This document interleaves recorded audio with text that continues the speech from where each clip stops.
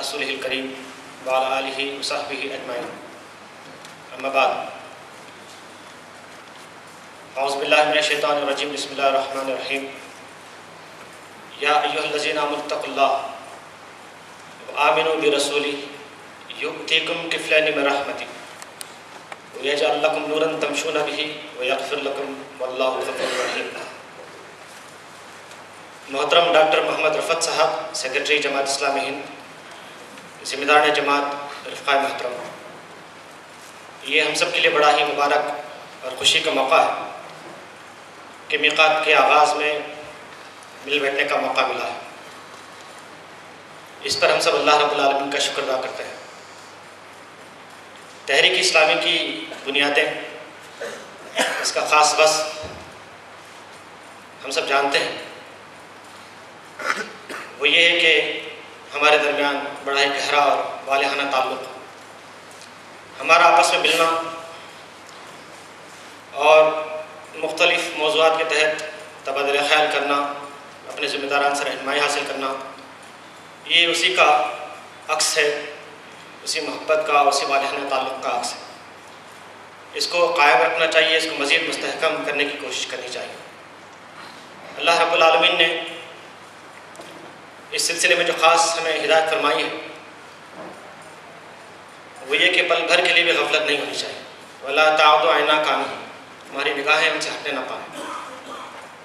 تو میری نگاہیں آپ پر ہوں، آپ کی نگاہیں مجھ پر، اور اسی طرح سے ہمارا تحریک اس پر کرتا رہے۔ میں اس مبارک موقع پر آپ سب کا استقبال کرتا ہوں دل کی گہرائیوں سے۔ بڑی خوشی بھی آپ سب سے مل کر، اللہ تعالیٰ آپ کا یہاں آنا مبارک کرے، اور یہاں جو مباحث ہوں ان کو ہم سب کے لیے باعث خیر و برکت بنائیں۔ رفقائے محترم، یہ پالیسی اور پروگرام کی تفہیم کا ایک بڑا ہی اہم اجلاس ہے، اور ہماری روایت رہی ہے کہ اس کے لیے ہم ذمہ داران کو مدعو کرتے ہیں۔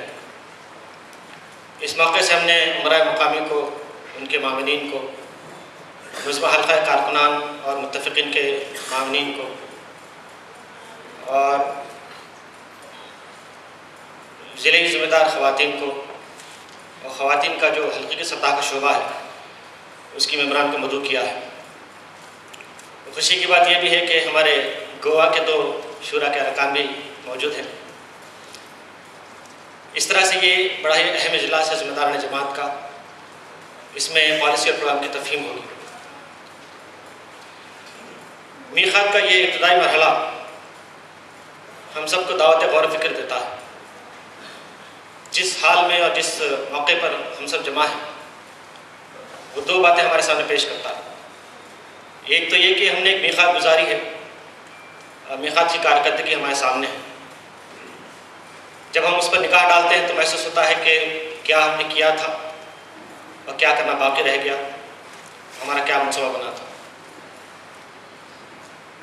یہ احساس اصل میں عمل کا جذبہ پروان چڑھاتا ہے۔ اس احساس کو تازہ کرتے رہنا چاہیے۔ مہلت عمل میقات کے طور پر ہمارے سامنے ہے، لیکن سچ بات تو یہ ہے کہ ہم سب کے لیے اللہ تبارک تعالیٰ نے ایک مہلت عمل مقرر کر رکھا ہے، اور وہ کب ختم ہو جائے کسی کو نہیں معلوم۔ اللہ تبارک تعالیٰ نے غفلت سے زندگی گزارنے والوں کے سامنے یہ بات رکھی کہ وہ پچھتاتے ہیں۔ فَيَقُولَ رَبِّ لَوْلَا أَخَّرْتَنِي إِلَىٰ أَجَلٍ قَرِيبٍ، جب وہ موت کو قریب سے دیکھتے ہیں یا موت ان کو آ جاتی ہے تو پچھتاتے ہیں اور کہتے ہیں کہ اے خدا، ہم کو دوبارہ زمین پر بھیج دے، ہم تیری راہ میں خرچ کریں گے۔ فَأَصَدَّقَ وَأَكُن مِّنَ الصَّالِحِينَ، خرچ کریں گے، تیرے صالح بندوں میں ہمارا شمار ہوگا، ایسے ہم ہو جائیں گے۔ وَلَن يُؤَخِّرَ اللَّهُ نَفْسًا إِذَا جَاءَ أَجَلُهَا، اللہ تعالیٰ کی سنت ہے کہ جب کسی کی موت کا وقت آ جاتا ہے، جب کسی کی مہلت عمل ختم ہو جاتی ہے تو پھر اور اس کو مہلت نہیں دی جاتی۔ رفقائے محترم، اس پہلو سے ہمیں گزشتہ میقات کا جائزہ لینا چاہیے کہ ہم نے کیا کیا اور کیا نہیں کیا، اور یہ جو مہلت عمل ملی ہے اس کو اللہ تبارک تعالیٰ کا بڑا خاص فضل سمجھنا چاہیے، اور آئندہ کاموں میں تیزی لانے، آئندہ اپنے مسائل پر بھرپور توجہ دینے، آئندہ اپنی ترجیحات کو ملحوظ رکھتے ہوئے سرگرم عمل رکھنے کی ہمیں ٹھان لینی چاہیے۔ اللہ تعالیٰ میری اور آپ کی مدد فرمائے۔ یہ موقع ایک اور بات ہمارے سامنے پیش کرتا ہے، وہ ہے آنے والے دن۔ میقات کا آغاز ہو چکا ہے، پالیسی پروگرام بن چکا ہے، ترجیحات متعین ہو چکی ہیں، اب بتا دیا جائے گا کہ آپ کو کیا کرنا ہے۔ اب آپ کے سامنے ایک ویژن ہونا چاہیے کہ آپ کریں گے کیا، چونکہ ہم اللہ تعالیٰ پر ایمان رکھتے ہیں اور پورا یقین ہے ہم کو کہ وہ ہماری مدد کرتا ہے، اور جس تحریک سے ہم وابستہ ہیں اس کے نصب العین کے حق ہونے پر بھی ہم کو یقین ہے۔ ہمارا ویژن، ہمارا منصوبہ ہمارے اپنے یقین کے مناسبت سے ہونا چاہیے۔ یقین تحریک پر ہے، تحریک نصب العین پر ہے، یقین اللہ تبارک تعالیٰ کی ذات پر ہے۔ جب یہ دو پہلو سامنے ہوں تو منصوبہ اسی کے شایع نشان بنتا ہے۔ اس لیے رسول اکرم علیہ السلام فرماتے ہیں کہ منصوبہ اچھا وہ ہے خیر الامور عوازمها، جس سے عزم ظاہر ہوتا، جس سے حرکت ظاہر ہوتی، جس سے یہ معلوم ہوتا ہے کہ آپ کرنا کیا چاہتے ہیں۔ الحمدللہ مرکز جماعت نے جو پالیسی پروگرام مرتب کیا ہے اس سے معلوم ہوتا ہے کہ ہم ہندوستان میں کیا کام کرنا چاہتے ہیں، تحریک کو کس مقام پر دیکھنا چاہتے ہیں، جس دین کے ہم ماننے والے ہیں اس دین کے بارے میں ہمارا یقین کیسا ہے۔ یہ تمام تفصیلات آپ انشاءاللہ مرکز کے پالیسی پروگرام میں ملاحظہ کر سکیں گے۔ تو یہ دو پہلو سامنے رکھتے ہوئے ہم اپنے کاموں کا آغاز کریں۔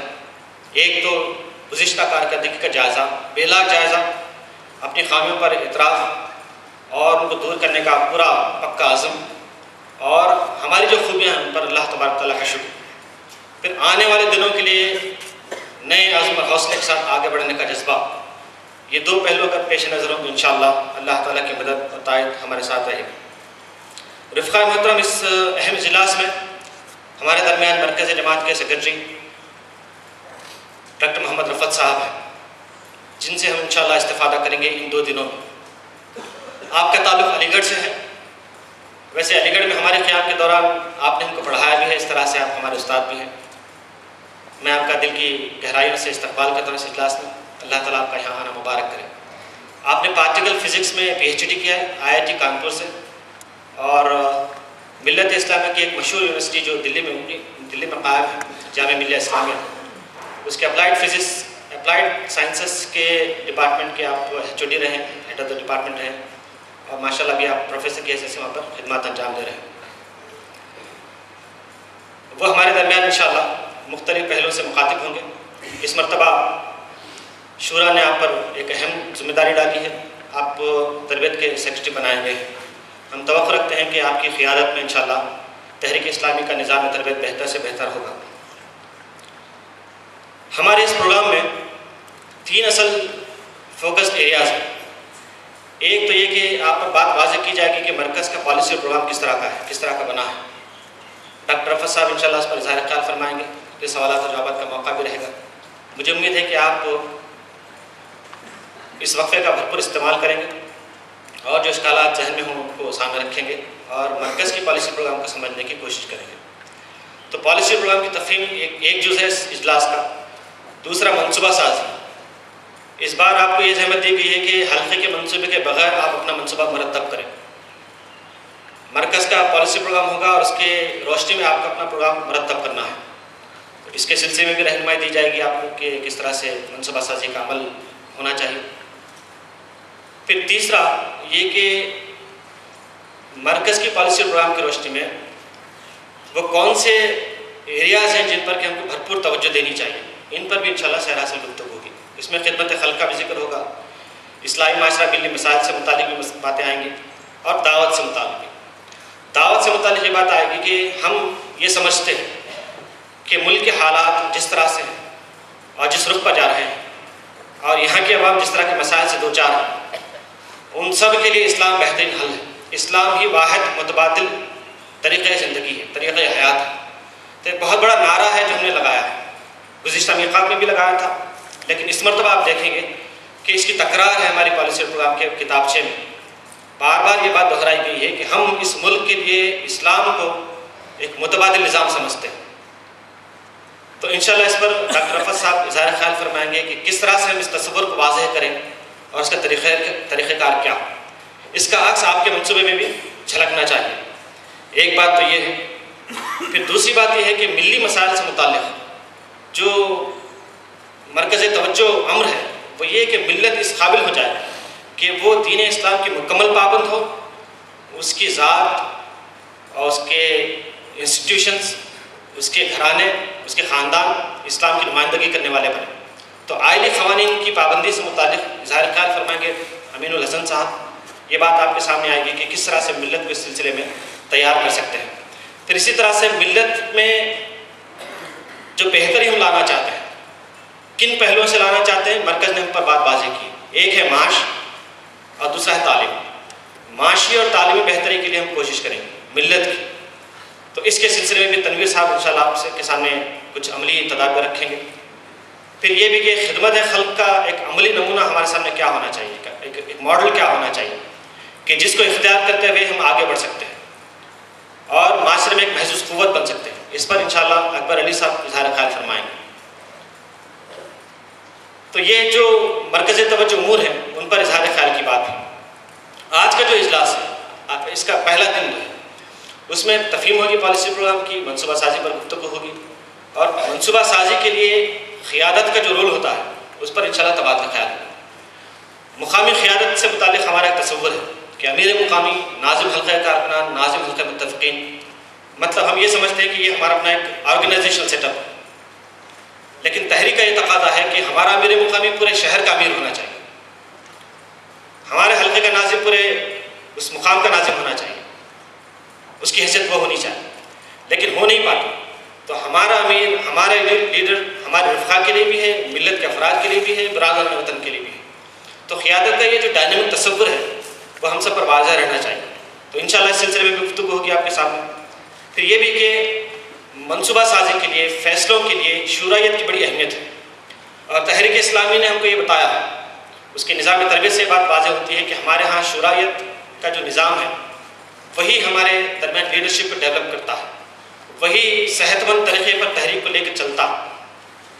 اجتماعی قیادت کا جو تصور دیا گیا اس کا ایک اہم جو شورائیت سے متعلق ہے اور ایک حکم بھی ہے جیسا کہ ہم جانتے ہیں مشورہ کرنا چاہیے. تو شورائیت کا جو تصور ہے وہ ہم سمجھتے ہیں کہ دھندلا پڑتا جا رہا ہے, اس کا اس طرح سے اہتمام نہیں ہوتا جیسا کہ ہونا چاہیے. تو انشاءاللہ اس پر بھی صحرا سے گفتگو ہوگی آپ کے درمیان کہ شورائیت کیا, شورائیت کا تصور کیا اور اس کے آداب کیا. تو اس طرح سے یہ ہمارا اپنا سٹرکچر بنا ہے 2 روزہ پروگرام کا. اس میں تفہیم بھی ہوگی پالیسی پروگرام کی اور ضروری امور پر انشاءاللہ آپ کی رہنمائی بھی کی جائے گی. ان تمام مباحث کے لیے جو وقت رکھا گیا ہے وہ آپ کے لیے الگ سے کہ اس میں آپ انٹریکٹ کر سکتے ہیں, اپنے اشکالات کو بیان کر سکتے ہیں اور اپنے ذمہ داران سے رہنمائی حاصل کر سکتے ہیں. تو جو وقفے ہیں مجھے امید ہے کہ آپ ان کا بہتر استعمال کریں گے اور بھرپور اپنے ذمہ داران سے سوالات کریں گے اور رہنمائی حاصل کریں گے. ایک اور اہم پروگرام ہے ہمارے اس 2 روزہ اجلاس میں, وہ شورا کے ساتھ آپ کا انٹریکشن ہے. چونکہ اس مرتبہ یہ طے ہوا ہے کہ مقامی جماعتیں اپنا منصوبہ بنائیں گی اور وہ بنا کر حلقے کو بھیجیں گی, حلقہ ان کو مرتب کرے گا اور اپنا الگ سے منصوبہ بنائے گا. تو اس لیے ضروری محسوس ہوا کہ شورا کے ساتھ آپ کا ایک انٹریکشن ہے. 2 روزہ اجلاس کے دوران بھی آپ کے ساتھ تبادلہ خیال ہوگا ہمارے اپنے ذمہ داران کا. بطور خاص اس وقت آپ تبادلہ خیال کریں اپنی شورا کے اراکین سے. تمام شورا کے اراکین آپ کے درمیان ہوں گے, آپ سے سوالات کریں اور سوالات کی کوئی خیر نہیں ہے, بالکل اوپن رہے گا ڈسکشن. 45 منٹ کا وقت ہے, اس کا بھرپور استعمال کریں, کوئی بھی لمحہ ضائع نہیں ہونا چاہیے. تو رفقہ مطلب یہ ہمارے اپنے پروگرام کا ایک ہلکا سا خاکہ ہے جو آپ کے سامنے پیش کیا ہے.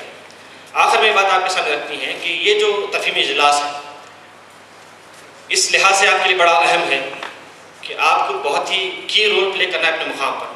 میرے مقام کے ساتھ ہم نے زحمت دی ہے بعض معاونین کو بھی, ان کے ساتھیوں کو بھی, تاکہ ایک سے زیادہ افراد آئیں ایک مقام سے اور بات کو سمجھیں اور اپنے مقام پر اس کو امپلیمنٹ کرنے کی کوشش کریں.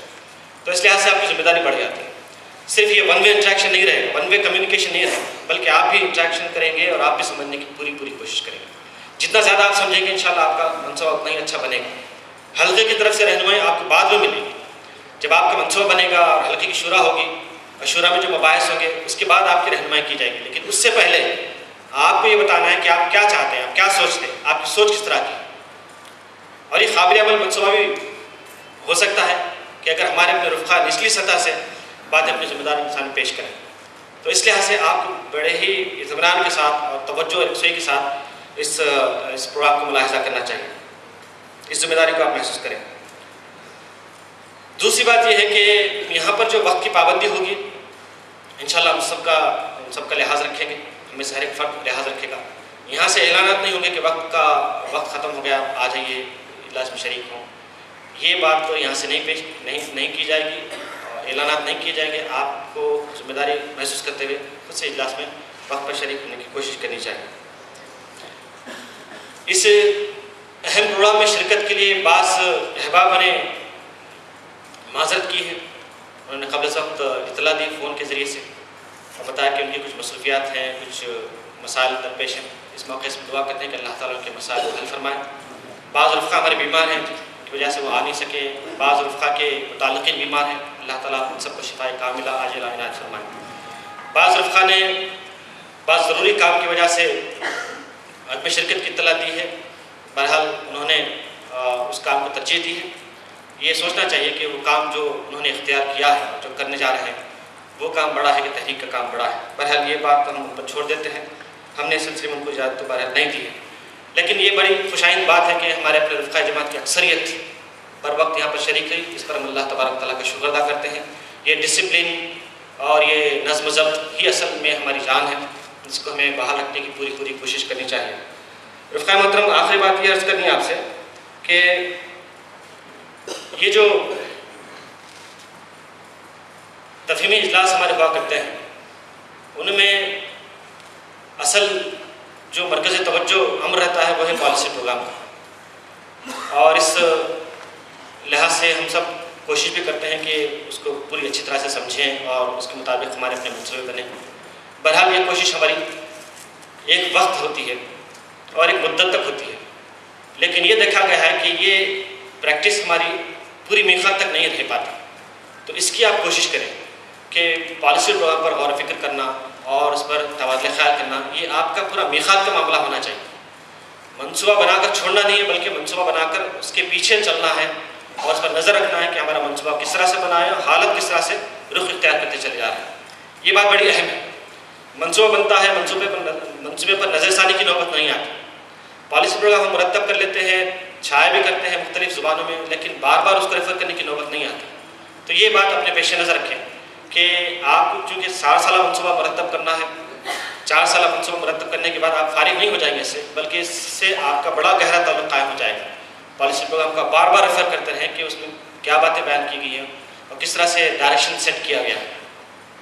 پھر بات یہ بھی عرض کرنی ہے آپ سے کہ اجلاس میں ہم آئے ہیں تو ایک دوسرے کا تعارف بھی حاصل کریں. سنا تھا کہ پہلے اس طرح کے اجلاس ہوا کرتے تھے کہ باہر میں تعارف بھی ہوا کرتا, لیکن اب چونکہ ہماری تعداد بڑھ گئی ہے, کافی بڑی تعداد ہے, اگر 2 منٹ بھی ایک فرد کو رکھیں تو کافی وقت اس کے لیے نکل سکتا ہے. اس لیے آپ سے یہ گزارش ہے کہ وقفوں میں ایک دوسرے سے تعارف حاصل کریں, ایک دوسرے سے ملاقات کریں اور یہ معلوم کرنے کی کوشش کریں کہ انہوں نے منصوبے کے سلسلے میں کیا کچھ پلاننگ کی ہے. اور یہ بات کہ ہم منصوبہ بنائیں گے انشاءاللہ, اس منصوبے کے ذریعے سے ہمارے عزم اور حوصلے ظاہر ہوں گے, لیکن ہم اس کو کافی نہیں سمجھیں بلکہ اللہ تعالیٰ کی تائید و مدد کو اصل سمجھیں گے. اس کی نصرت اگر نہ ہو تو بڑے سے بڑا منصوبہ روح عمل نہیں لایا جا سکتا. یہ بات بھی ہمارے ساتھ جڑی رہنی چاہیے, ہمارے منصوبے کا حصہ ہونا چاہیے. منصوبے کو دینی مزاج دینے کی جو بات ہے وہ بڑی اہم ہے. ہمارا منصوبہ دیگر تنظیموں اداروں کے جیسا نہیں ہوگا, بلکہ ہمارے منصوبے کے ساتھ دینی مزاج بھی جڑا رہے گا. دینی مزاج یہ کہ اللہم لا سہل الا ما جعلتہ سہلا, کہ اللہ کوئی کام آسان نہیں مگر وہ جس کو تو آسان کر دے. منصوبہ بڑے سے بڑا بن سکتا ہے, اچھے سے اچھا بن سکتا ہے, ہم بنائیں گے منصوبہ, لیکن اس کو آسان بنانے کی جو بات ہے وہ اللہ تبارک تعالیٰ کے ذمہ ہے, اور اللہ تعالیٰ چاہے گا تبھی ہمارا اپنا منصوبہ روح عمل لایا جا سکے گا. پھر یہ بھی کہ ہم اپنے اندر وہ اوصاف بھی پیدا کریں جن کے توسط سے اپنے کاموں کو ہم بہتر انداز سے انجام دے سکیں گے. یہ بات پیش نظر رہنی چاہیے کہ ہماری افراد قوت, ہمارے وسائل, ہمارے ذرائع یہ ایک طرف, لیکن ہماری جو صلاحیت ہے وہ اصل ہے, وہ تحریک کی جان ہے. وہ صلاحیت ہم میں سے ہر کے اندر ہونی چاہیے اور اس کو پروان چڑھانے کی پوری کوشش کرنی چاہیے. اس مرتبہ مرکز جماعت نے تربیت کے ذیل میں جو اہم بات بتائی ہے وہ یہ کہ ہم میں سے ہر ایک فرد اپنے قلب کی تطہیر کرے گا، اپنے قلب کی اصلاح کرے گا۔ قلب کی اصلاح کے معنی یہ ہے کہ ہم صالحیت اپنے اندر پیدا کریں گے، صالحیت کہ وسائل سے بڑھ کر ہم اللہ تبارک تعالیٰ پر بھروسہ کرنے والے بنے، افرادی قوت سے بڑھ کر اللہ تبارک تعالیٰ پر بھروسہ کرنے والے بنے۔ تو صالحیت سے متعلق جو اوصاف بیان کیے جاتے ہیں، زہد، اللہ تبارک تعالیٰ نے اسے اختیار کرنے کی طرف ہمیں متوجہ کیا ہے۔ اللہ کے رسول صلی اللہ علیہ وسلم نے زاہدانہ زندگی گزاری ہے۔ زہد کے معنی یہ ہے کہ آدمی اپنے وسائل پر نہیں بلکہ اللہ تعالیٰ کی مدد پر بھروسہ رکھے۔ وسائل بہت ہو سکتے ہیں اور نہیں بھی ہو سکتے، وسائل کی بنیاد پر منصوبے پر عمل کرنا یہ نادانی کی بات ہے۔ اللہ تبارک تعالیٰ کی تائید پر، نصرت پر بھروسہ رکھنا چاہیے۔ ابھی ایک مقام پر ہم گئے تھے، امیر مقامی کی چارج کی منتقلی ہو رہی تھی، تو ہمارے ایک امیر مقامی نے بڑی اچھی بات بتائی، دل کی بات بتائی، اور دل کی بات جب بتائی جاتی ہے تو اچھی ہوتی ہے اور دل کو لگتی بھی ہے۔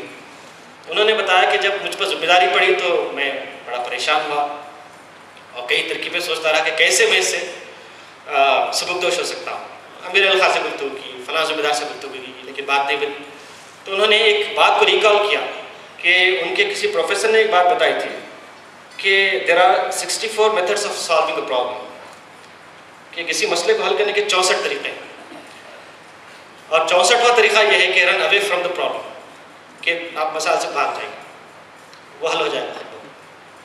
تو یہ دنیا داری کی بات ہے، دنیا والوں کی بات ہے، ان لوگوں کی بات ہے جو خدا پر، خدا کی تائید پر، خدا کی نصرت پر بھروسہ نہیں رکھتے۔ تو جب ہم اپنی ذمہ داری کو ادا کرنے پر توجہ کرتے ہیں تو اللہ تعالیٰ کی تائید پر، اس کی نصرت پر بھی توجہ کریں۔ اور یہ بات بتائی جاتی ہے کہ اگر آپ کسی پرابلم سے بھاگتے ہیں، if you are running away from any problem, it only increases the distance from the solution، کہ جو سولوشن ہے اسے آپ دور بھاگ رہے ہیں، پرابلم سے دور نہیں بھاگ رہے۔ اس لیے رسول اکرم صلی اللہ علیہ وسلم فرماتے ہیں کہ جب کوئی مسئلہ درپیش ہو تو بھاگنا نہیں چاہیے بلکہ ڈٹ کر اس کا مقابلہ کرنا چاہیے۔ پلیگ کے بارے میں، تعاون اگر آ جاتا ہے تو رسول اکرم صلی اللہ علیہ وسلم فرماتے ہیں کہ وہاں سے بھاگنا نہیں چاہیے، تو ڈٹ کر رہنا چاہیے۔ بھاگنا اس مقام سے جہاں پر اللہ کا عذاب آتا ہے، تو بھاگنے کے بھی طریقے بتائے گئے ہیں اور استقامت کے بھی طریقے بتائے گئے ہیں، اور جہاں ہم ہیں وہاں پر استقامت کا ہمیں مظاہرہ کرنا چاہیے۔ تو اللہ تعالیٰ کی تائید اصل ہوتی ہے، اللہ تعالیٰ کی مدد اصل ہوتی ہے۔ ان تتقوا اللہ یجعل لکم فرقانا ومن یتق اللہ یجعل لہ مخرجا، اگر تم میں سے کوئی تقویٰ اختیار کرتا ہے، اللہ سے ڈرتا ہے، تو اللہ تعالیٰ نکلنے کا کوئی نہ کوئی راستہ بتائے گا۔ اس پروفیسر نے تو 64 طریقے بتائے ہیں، اللہ تعالیٰ جو بتاتا ہے یجعل لہ مخرجا، کوئی نہ کوئی طریقہ بتائے گا، انلمیٹڈ میتھڈز ہوں گے، طریقے ہوں گے، شرط یہ ہے کہ اللہ پر اس طرح سے بھروسہ رکھا جائے۔ تو رفقائے محترم، میں اس بات کو بڑا اہم سمجھتا ہوں کہ جہاں منصوبے بناتے ہیں وہاں پر یہ بات بھی شامل رہے اس کے ساتھ کہ یہ اللہ کی تائید کے ساتھ، نصرت کے ساتھ ہی پورا ہو سکتا ہے۔ اگر اس کی تائید اور نصرت نہ ہو تو ہم اس کو روبہ نہیں لا سکتے۔ اسی طرح سے صرف باصلاحیت افراد جمع ہو جائے تب بھی یہ منصوبہ روبہ نہیں لایا جا سکتا۔ صالحیت ہونی چاہیے، صلاحیت کے ساتھ صالحیت۔ تو اصلاح قلب کے سلسلے میں ہم کو بڑا متوجہ رہنا چاہیے کہ منصوبے کو ہم بنائیں گے، اچھے سے اچھا بنائیں گے، اور ساتھ ساتھ یہ قابلیتیں بھی اپنے اندر پیدا کریں گے، صلاحیتیں بھی اپنے اندر پیدا کریں گے کہ اللہ تبارک تعالیٰ فرماتا ہے ان یکم منکم 20 صابرون، اگر تم میں سے 20 لوگ صبر کرنے والے ہوں، یغلبون مئتین، 200 پر غالب ہو جائے، تو غلبے کے لیے جو بات بتائی گئی وہ صبر کی۔ صبر کے معنی یہ ہے کہ آپ کسی مقصد کو صحیح سمجھتے ہیں تو اس کو صحیح سمجھتے اپنے کاموں کو انجام دیں، حالات فیور میں ہوں تب بھی، حالات فیور میں نہ ہو تب بھی، یہ صبر کے معنی۔ تو یہ باتیں بڑی تفصیل کے ساتھ ہمارے سامنے آتی ہیں جب ہم قرآن کریم کا احادیث کا ذہن میں مطالعہ کرتے ہیں۔ تو میں اس سلسلے میں آپ سے گزارش کروں گا کہ آپ اس پہلو سے خاص کر کے اپنی اور اپنے رفقا کی تربیت کریں۔ یہ پہلو سے اگر ہم کمزور ہوں تو معاشرے میں کوئی خاص تبدیلی نہیں لا سکتے۔ یہ ہمارا اپنا کٹنگ ایج ہونا چاہیے معاشرے میں کہ لوگ دیکھ کر کہیں کہ واقعی یہ وہ ہیں جو اللہ تعالیٰ کے دین کو قائم کرنے کے لیے اٹھے ہیں۔ تو یہ چند باتیں تھیں جو اس موقع سے میں نے آپ کے سامنے رکھی ہیں۔ اللہ تبارک تعالیٰ سے دعا ہے کہ اللہ تعالیٰ ہماری مدد فرمائے، اس اجلاس کو باعث خیر و برکت بنائے، جو مباحث آئیں ہمارے درمیان اللہ تعالیٰ ان کو ایسا بنا دے کہ ہم میں سے ہر ایک فرد اس کو سمجھ سکے، اور اس بات کی توفیق دے کہ ہم یہاں سے جانے کے بعد مرکز کے پالیسی پروگرام کے منشا کے تحت اپنے پروگرام بنا سکیں۔ آمین یا رب العالمین، وآخر دعوانا الحمدللہ۔